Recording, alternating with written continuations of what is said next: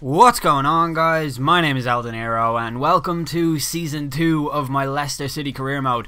We're starting this episode off having a look at our league objectives after we successfully maintained a mid-table finish in last season, and we have a look at our budget as well, which was a surprising figure with two figures. But I wanted to say at the start of this episode, if this video hits 500 likes before 8 PM, then the next episode will be uploaded at 8 PM. So there's the challenge. It should be easy enough to do. I think 500 likes, we tend to get that every now and then.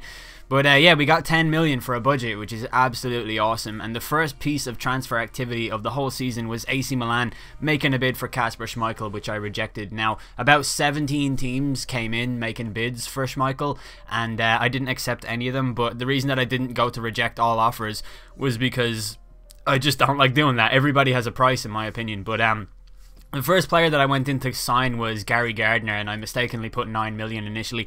I had a look at Fabian Delph and just thought that with his wages and his price tag, he would be a little bit too much to bring to the club, and we might try and get him on a contract agreement or something somewhere down the line. I also made an inquiry about Nathaniel Chalobah, and Burnley wanted 15.5 million for him.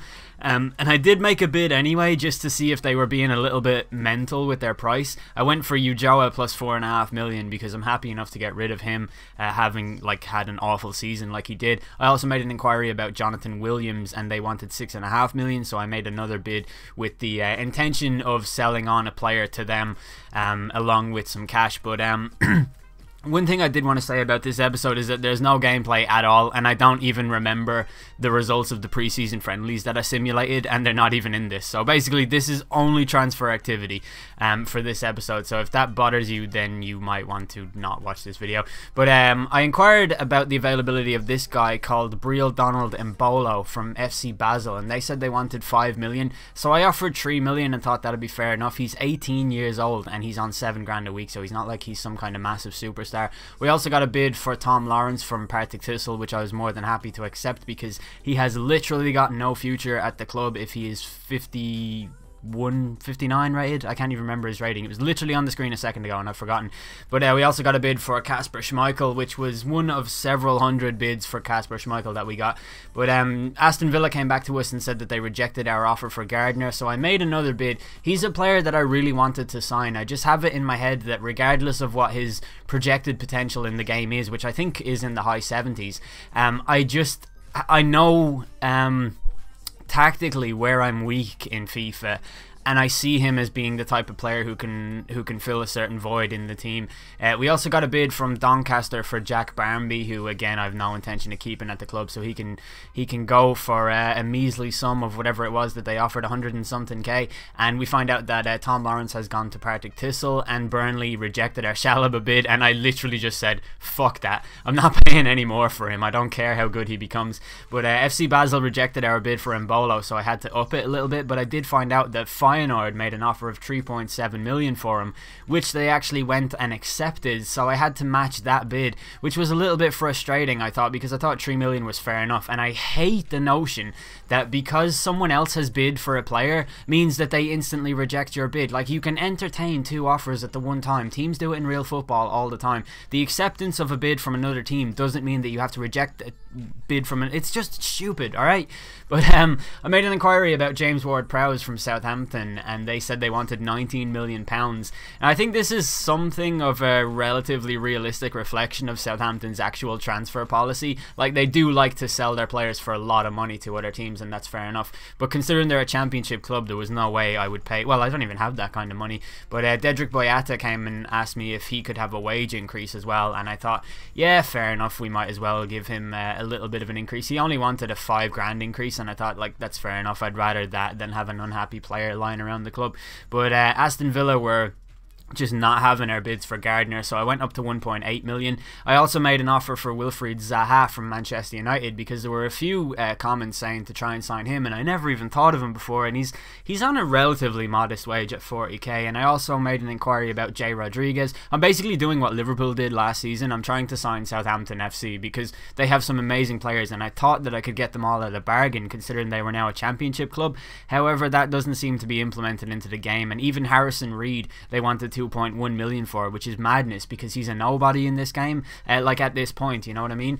But I find out that Sevilla made a bid for Jay Rodriguez of 5.5 million, and I thought there's no way I'm going to be able to match that bid, especially when Zaha is available for even less than that.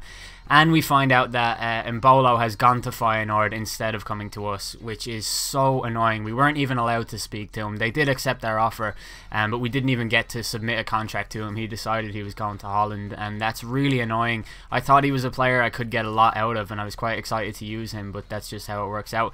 But Villa accepted our £1.85 million bid for Gary Gardner, so I got to offer him a contract. 20 grand a week is an awful lot of money for, well, I suppose he's 23 years old, so it's not too bad.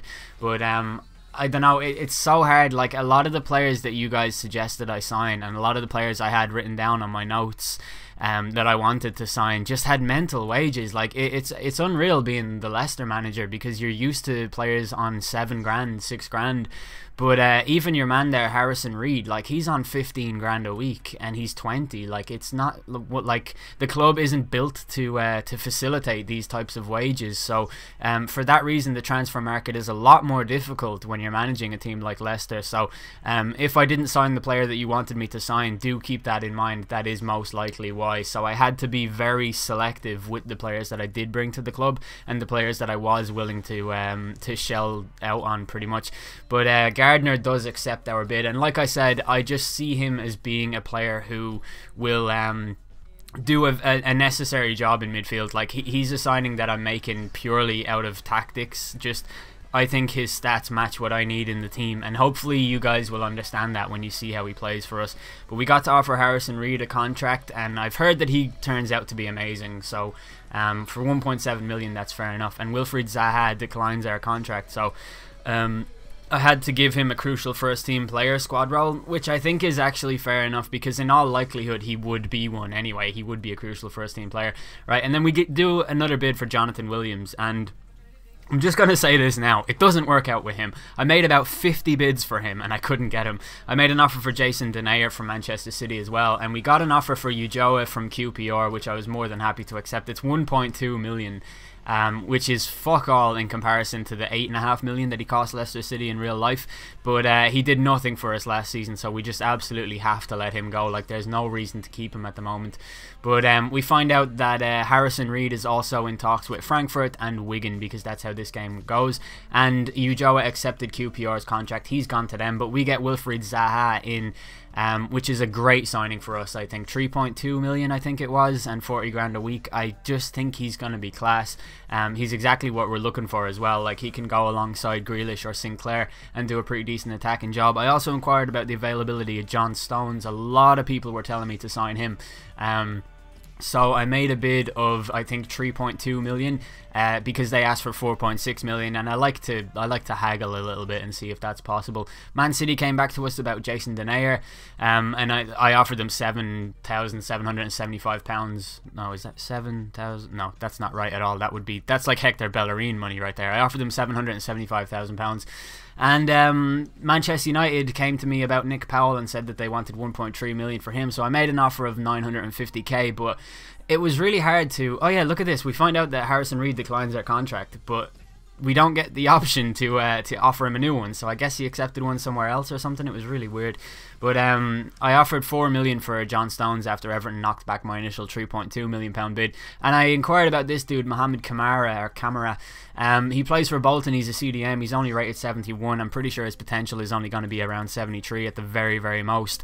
But he's another player who I just think I need in the team. I think he's just the type of player that I need for the midfield that I'm going for, and the type of football that I want to play. So again, just trust me with that signing, please. Like, don't be all mad about it because I didn't sign someone else instead.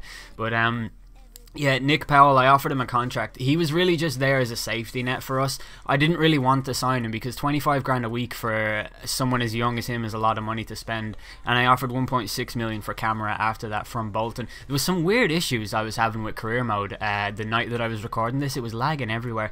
But I saw a Camera and I was thinking if I could get even an upgrade on him from that type of player, like a powerhouse central defensive midfielder, I would. So I made an offer for Diame, who again is on 40 grand a week, so that is a lot of money. But we made another contract offer for Jason Denayer. He wanted an important first team player squad role, but I wasn't too sure if I was even going to sign him or not. And then, as you can see, we have some inquiries made about the availability of Sebastian Blanco, Tom Carroll and Tom Cleverley, because I just wanted another midfielder at this stage. Like, I felt as if I needed it, and I wasn't sure which specific position to prioritize over other ones, so I didn't really know exactly what I was doing here. I'm just putting this in to show you like what my headspace was like. I even made an offer for Jesse Lingard from Manchester United, but Everton accepted our bid for John Stones, so I had to go and amend my wage budget a little bit just to make an offer for him with the 35 grand a week that he wants.